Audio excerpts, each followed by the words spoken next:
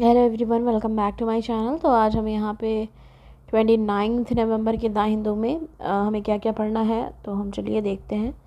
पहला देखो, tunnel order and all trap worker rescued, मतलब जितने भी वर्कर्स थे टनल में उनको बाहर सक्सेसफुली क्या कर गया है, निकाल लिया गया है। देखेंगे इसमें क्या कहा जा रहा है।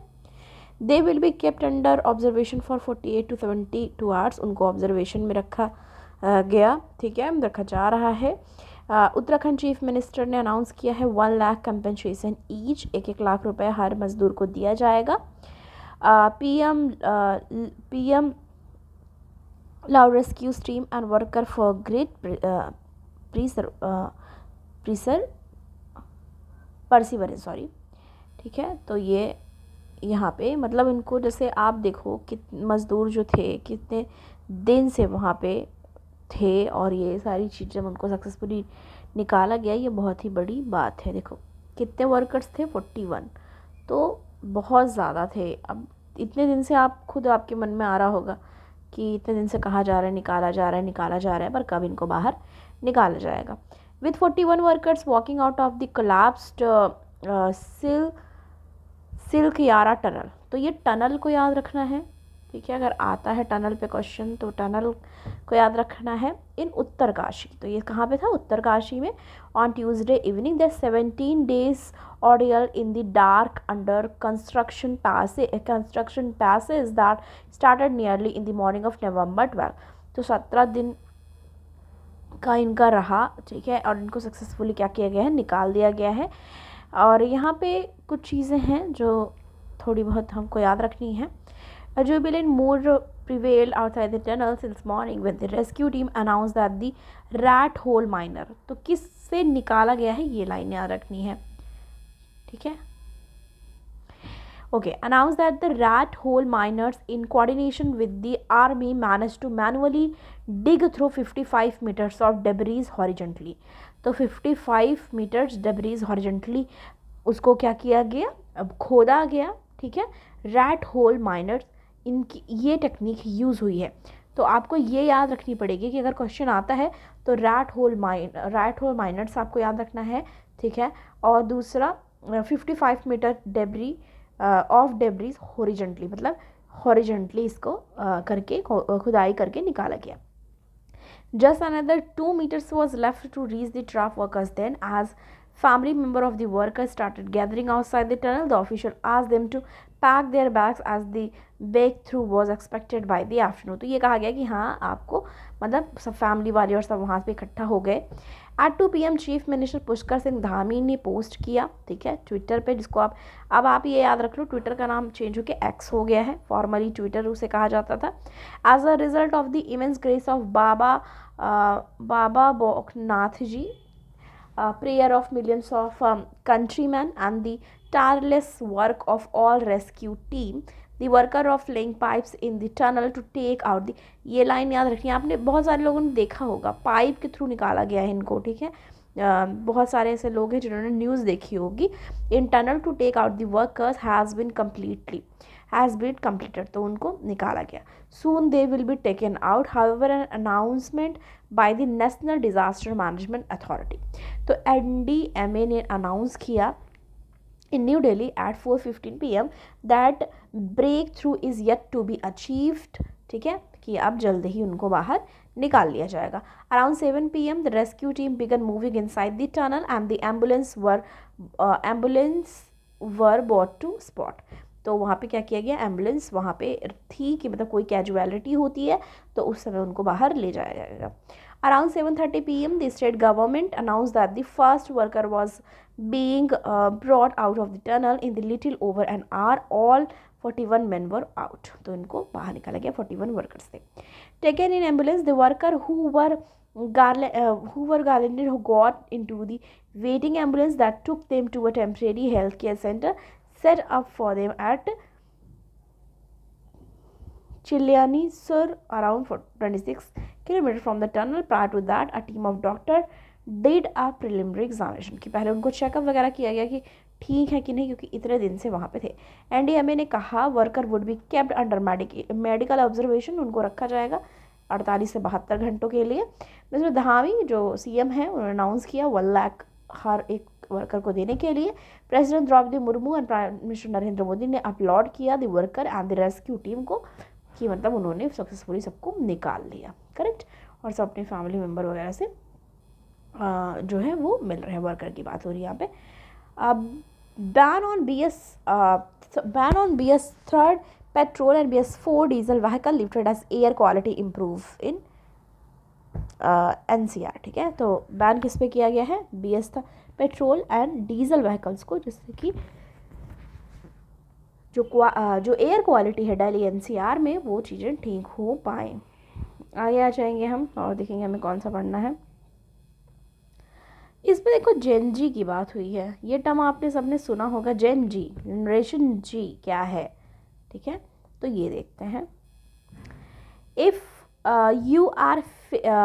you are fixated on their date of birth, Gen Z can be brushed aside as a tender foot in the workplace, getting past that superficiality, one seek an enterprising workforce for what it is naturally eternal and the future of work। मतलब अभी generation जो है, ठीक है, वो जेन जी का चल रहा है, यंग जनरेशन, उनको कहा गया है यार स्पीक इनटू दी फाइंडिंग। 91% जो जेन जी हैं उन्होंने क्या किया है, जेन जी रेस्पॉन्डेड से उन्होंने बोला है they are prepared for AI adoption, वो AI अडॉप्शन के लिए प्रिपेयर है इन दी वर्क प्लेस पे AI अडॉप्शन के लिए वो प्रिपेयर है।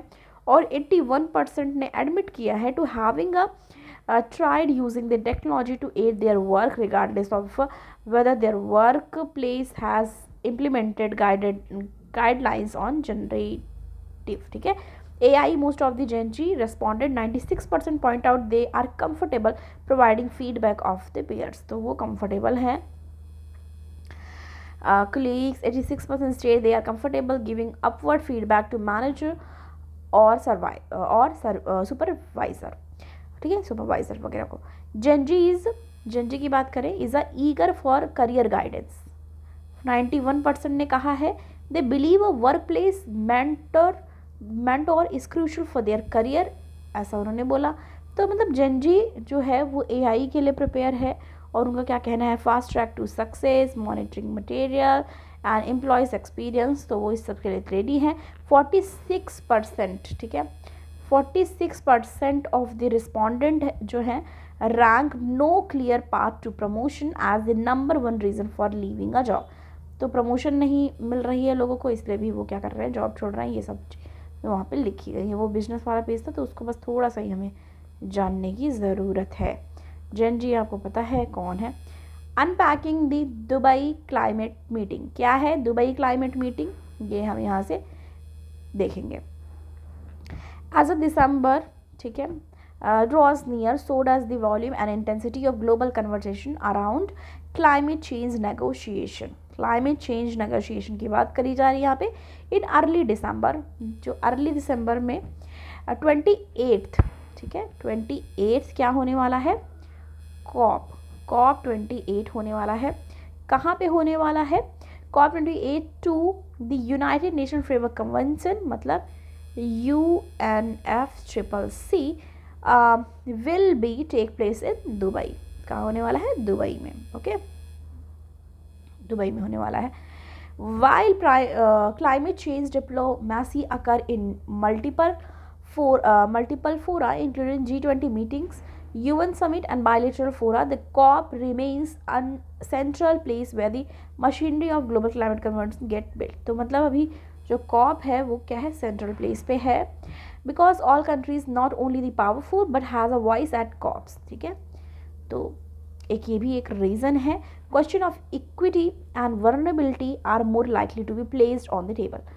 तो इक्वालिटी और वर्नेबिलिटी की भी बात इसमें की जा रही है, जो कि दिसंबर फर्स्ट वीक में होगा। और कहाँ पे होगा, ये होगा मतलब जो ये अर्ली दिसंबर में जो COP 28 फ्रेमवर्क है वो दुबई में होने वाला है। In what has become disturbingly familiar pattern, ठीक है, disturbingly familiar pattern 2023 has been devastating weather event, ठीक है। तो devastating weather event extreme heat देखा गया नॉर्थ अफ्रीका और यूरोप में, वाइल्ड फायर्स देखा गया कनाडा में, हवाई में, एंड फ्लड देखा गया एंड हवाई एंड फ्लड इन इंडिया। तो ये रीजंस भी देखे गए कहाँ पे 2023 में क्लाइमेट के पॉइंट ऑफ व्यू से यहाँ पे देखा जा रहा है, क्योंकि COP28 जो है वो बात यहाँ पे जो UN framework convention on climate change, ठीक है, क्लाइमेट चेंज पे डिस्कशन यहाँ पे होने वाला है। सेकेंडली देखते हैं and Libya and drought in the Horn of Africa. तो मतलब सूखे की भी प्रॉब्लम, फ्लड की प्रॉब्लम इंडिया एंड लीबिया में देखी गई। तो ये सारी चीज़ें हैं। By September scientist were expressing astonishment at the how much land and ocean temperature increases, कि कितना लैंड और ओशन टेम्परेचर इंक्रीज हो रहा है, and Antarctic ice sea ice decreases. तो अंटार्कटिक सी आइस जो है क्या हो रही है, डिक्रीज हो रही है, यानी कि पिघल रही हैं। Have deviated from past record likely exacerbated by an El Nino effect की वजह से। ओके, तो ये सारी चीज़ें। Diplomat at COP are tasked then with addressing an event more urgent problem and a challenge condition for global cooperation। तो ये सारी चीज़ें यहाँ पर डिस्कस की गई हैं। ग्लोबल स्टॉक टेक्स की बात की जाए तो क्या कहा जा रहा है, at the top of agenda is the first global stock take. ये लाइन याद रखनी है, फर्स्ट की बात करी जा रही है ना यहाँ पे। A key part of the Paris agreement, तो ये क्या होगा, ये की पार्ट है पेरिस एग्रीमेंट का। पेरिस एग्रीमेंट मशीनरी का क्या, first global stock take. GST is the heart of 5-yearly ambition cycle and which consists of country pledge for climate action। ठीक है, global assessment of the progress through the GST and renewed country pledge by addressing aggregate not individual country। मतलब ये सारी चीज़ें वही उसके बारे में दी गई है। GST definitively find as do other UN and independent reports। At the top of the agenda is first global stock stake a key part of the Paris agreement machinery। तो अगर यहाँ से क्वेश्चन बने तो हमें ये पता होना चाहिए कि जो फर्स्ट ग्लोबल स्टॉक टेक है वो की पार्ट रहा है पेरिस एग्रीमेंट मशीनरी का। ठीक है, तो इस तरह बहुत सारी चीज़ें इसमें दी गई हैं। क्या क्या चीज़ें हुई, कब कब हुई। यहाँ पे देखो क्या कहा जा रहा है, a core task of GST is to inform and drive the next round of bottom of national pledges. तो ये क्या है, कोर टास्क है किसका, GST का, मैंडेट बाय 2025। ओके, आगे देखेंगे अडेप्टेशन की बात की जा रही है। यहाँ पे G20 हुआ था अभी, ठीक है, दिल्ली लीडर्स डिक्लेरेशन दिल्ली में हुआ था, प्रेसिडेंसी हमारे पास थी, अभी ब्राज़ील के पास है। नेक्स्ट अडेप्शन एंड फाइनेंस की बात की जा रही है। GST is careful to call for ambition not only in action but also support for those action notable finance। By COP28 discussion has shifted to concrete assessment of need of support mitigation and adoption। तो मतलब ये सारी बातें यहाँ पे discuss की गई हैं। ठीक है, नेक्स्ट अगर हम आएंगे तो यहाँ पे किस बारे में बात हो रही है, the challenge of maritime security in global south. क्या है ये, इसके बारे में देखेंगे।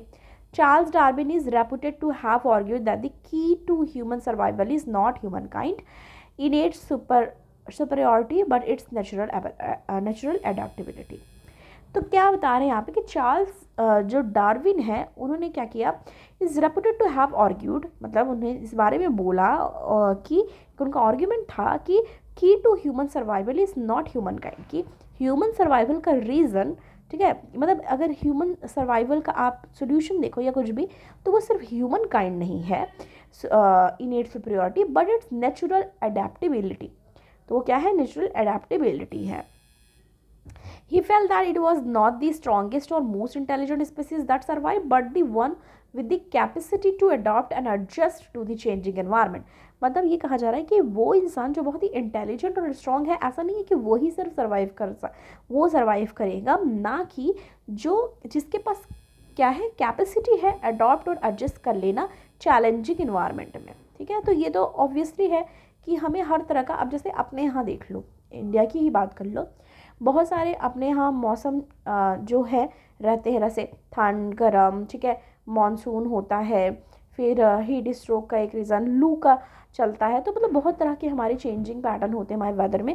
तो ह्यूमन काइंड क्या करता है, वो अडेप्ट कर लेता है, एडजस्ट कर लेता है जो भी चेंजिंग एनवायरनमेंट होता है उसमें। Darwin notion of resilient adaptability has withstood the rest of the time. तो अगर इस तरह के क्वेश्चन आए तो आप चार्ल्स डार्विन का नाम वहाँ पे यूज़ कर सकते हैं। It is truism that all human progress require a flexible approach, कि क्या ज़रूरत है ह्यूमन प्रोग्रेस में, कि हमें फ्लेक्सिबल अप्रोच लेने की ज़रूरत है to dealing with emerging challenges से डील करने के लिए, none more so than in the maritime domain. Okay, new threat in maritime domain. New threat क्या है? In recent year hard security challenges in the maritime domain have required new menacing dimension, whether with Ukraine growing use of asymmetrical tactics against Russia in Black Sea or China deployment of maritime militia in South China Sea। तो क्या क्या चीज़ें हैं वो भी बताया गया है। Illegal fishing, natural disaster, marine pollution, human kind drug trafficking and impact of climate change क्या कह रहे हैं। Through out G20 presidency India ने क्या किया है? Has sought to emphasis on the concern of global south की बात की है, डिस्कस किया है। सोल्यूशन कैसे हम फाइंड आउट करें most pressing issue maritime domain से related. Okay, yet there is a no functional template to fight non traditional threat at sea. अभी भी सोल्यूशन नहीं पाया गया कि कैसे जो नॉन ट्रेडिशनल थ्रेट्स है सी पे उसको कैसे फंक्शन किया जाए या कैसे डील किया जाए। Sustainable development goals in littoral remains unrealized as voice from littoral state. कौन कौन से हैं ये याद रख लो, ठीक है। लिटोरल स्टेट में कौन कौन से हैं Asia, Africa and south Pacific. Ignored by the developed countries, और इनको डेवलप कंट्रीज द्वारा इग्नोर कर दिया गया इस इशू पे। Southern Pacific are ignored by the developed countries. There are a widespread perception in the global south that zero sum competition among powerful nations and Indo Pacific. तो ये एक तरीके से क्लैश भी चलता रहता है, वो भी यहाँ पे डिस्कस किया गया है। क्रिएटिव मॉडल्स की बात की गई है यहाँ पे। Maritime vision 2030 set out a creative models. India maritime, जो इंडिया का मैरीटाइम विजन है 2030 वो क्रिएटिव मॉडल्स में है। 10 ईयर ब्लूप्रिंट है मैरीटाइम सेक्टर के लिए। तो मतलब क्या क्या चीज़ें की जा रही है वो भी बताया जा रहा है। The talk in Africa two is about thriving blue economy and secure maritime domain. तो ब्लू इकोनॉमी और सिक्योर किया जाएगा ऐसे मैरीटाइम डोमेन को, इसकी सब रिलेटेड भी बात की जा रही। No consensus, unsurprisingly consensus eludes the global south notwithstanding with the posed question on the need of cooperative society। तो मतलब ये सारी चीज़ें हैं जो इम्पॉर्टेंट थी वो हमने यहाँ पे देख लिया। मैरीटाइम सिक्योरिटी की क्या चैलेंजेस हैं आपने यहाँ पे देखा, उसको मतलब अभी तक सोल्यूशन ही फाइंड आउट नहीं करा गया है। टेस्ट एंड कॉन्टेस्ट में आए the need to be disclose political donation. कल भी शायद डॉलराइजेशन की बात की गई थी ना, तो अभी यहाँ पे बात हो रही है किसकी? पॉलिटिकल डोनेशन की, ये डिफरेंट है। एज फार बैक इन 1910 क्या हुआ था? United state of America enacted the public funding act. तो यूनाइटेड स्टेट ऑफ अमेरिका ने क्या किया था? इनैक्ट किया था पब्लिक फंडिंग एक्ट, ठीक है, PFA, public funding act, which not only made all funding of the political parties and candidate to be disclosed, it also imposed limit on political contribution। तो इसने क्या किया था? लिमिट किया था पॉलिटिकल कंट्रीब्यूशन को।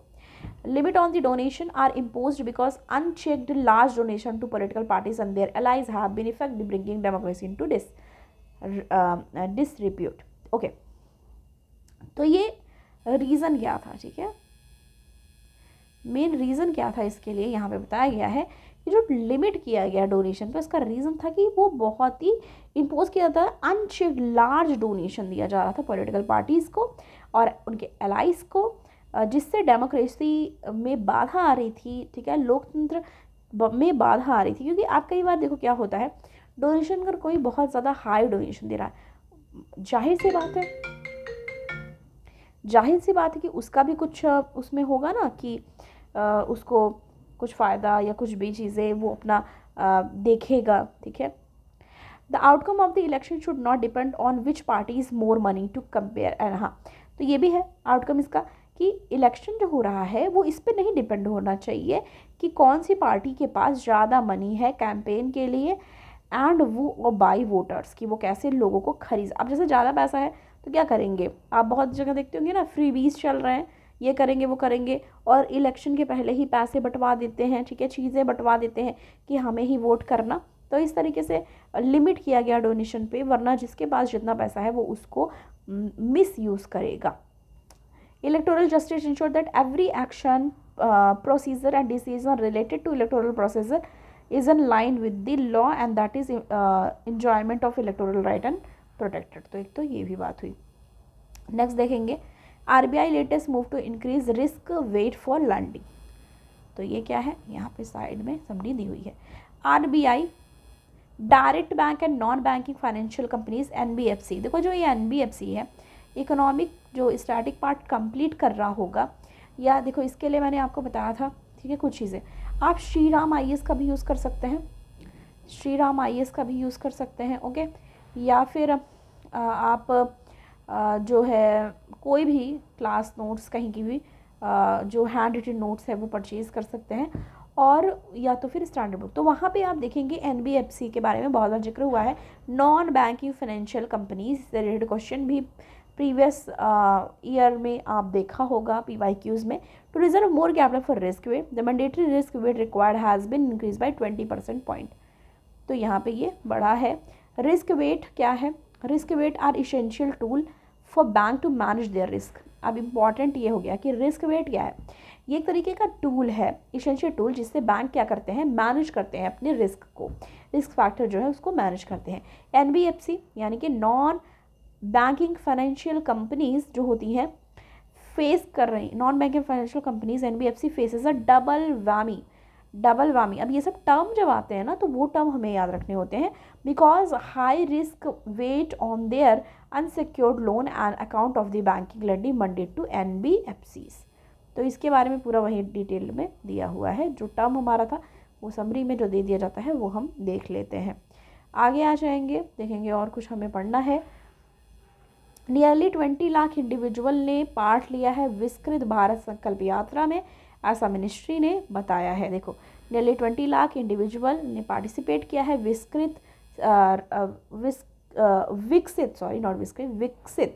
विकसित भारत संकल्प यात्रा में, जो कि लॉन्च किया गया है PM मोदी के द्वारा Jharkhand on November 15 according to information and broadcasting ministry. तो ये लाइन याद रखनी है कि ऐसा कुछ हुआ था विकसित संकल्प यात्रा, जैसा कि हम क्लूलेस ना रहें एग्ज़ाम में, बस मेरा पॉइंट ऑफ व्यू वही है। स्पोर्ट्स का आ गया, देखेंगे साइंस का पेज ऐड हुआ है कि नहीं। तो ये साइंस का Gaza Israelis warning and invisible environmental war. तो ये इसके में यहाँ पे दिया गया है गाज़ा और किसके कॉन्टेस्ट में, इजराइल के कॉन्टेस्ट में। तो वही यहाँ पे पूरी चीज़ें यहाँ पे डिस्कस की गई हैं। इकोलॉजिकल ब्लॉकेड और सीवेज ऑन द शोर। तो मतलब ऑब्वियसली ऐसी सिचुएशन में तो बहुत सारी इन्वायरमेंटल, और ये आप देख लो पूरा क्या हालत हुई है, लोग कैसे यहाँ बैठे हुए हैं। तो एक तरीके से बहुत ही चीज़ें चल रही हैं वर्ल्ड में जो कि अच्छी नहीं है, अब उसमें क्या हम कर सकते हैं। ठीक है, तो ये था हमारा आज का जो हमको डिस्कस करना था द हिंदू के लिए। वीडियो पसंद आए लाइक करें, ज़्यादा से ज़्यादा लोग को शेयर करें, चैनल पर नए हैं सब्सक्राइब करना ना भूलें, और प्लीज़ सारे लोग वीडियो देखें, क्योंकि आप देखो क्या होता है कि सब्सक्राइबर आपके इतने होते हैं पर वीडियोस में उतने व्यूज़ नहीं आते। तो आपको पूरा वीडियो लास्ट तक देखना चाहिए और लोगों को शेयर करना चाहिए, जिससे ये हमारा जो सीरीज़ है वो कंटिन्यू रहे। And thank you so much, मिलती हूँ आपको नेक्स्ट वीडियो के साथ। आपको कोई और वीडियो चाहिए तो आप बता सकते हो, जैसे आपको शॉर्ट नोट की चाहिए, जैसे एनिशियंट, मिडिवल, मॉडर्न, या फिर ज्योग्राफी, कोई भी, जैसे आप चाहते हो कि हम सिलेबस कंप्लीट करें, जो मेरी हैंड रिटन नोट्स है उससे पॉइंट्स लेके शॉर्ट नोट तैयार करिए किसी पर्टिकुलर टॉपिक पे, तो वो आप कमेंट कर सकते हो, मैं आपको वो चीज़ें प्रोवाइड कर दूँगी। थैंक यू, मिलते हैं नेक्स्ट वीडियो में।